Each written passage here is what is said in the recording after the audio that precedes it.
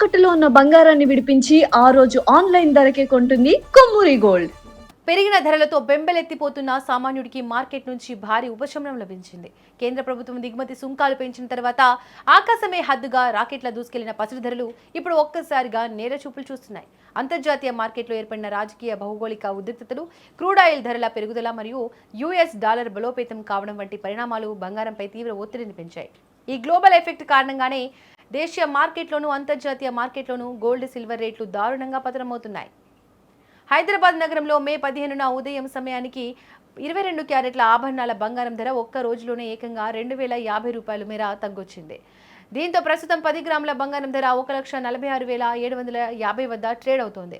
కేంద్రం సుంకాలు పెంచిన తర్వాత దాదాపుగా 12,000 వరకు పెరిగిన పసిడి ధర కిందటి రోజు కూడా 5,000 వరకు తగ్గడం విశేషం. ఇక ఇదే దారిలో 24 క్యారెట్లు మేలిమి బంగారం ధర కూడా 2,240 మేర పతనమైంది. దీంతో హైదరాబాద్లో 10 గ్రాముల స్వచ్ఛమైన బంగారం ధర 1,60,090 రూపాయలకు చేరుకుంది.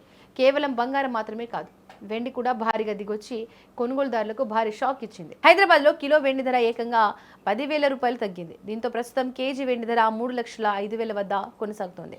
అంతకు ముందు రోజు కూడా వెండి 5,000 తగ్గింది.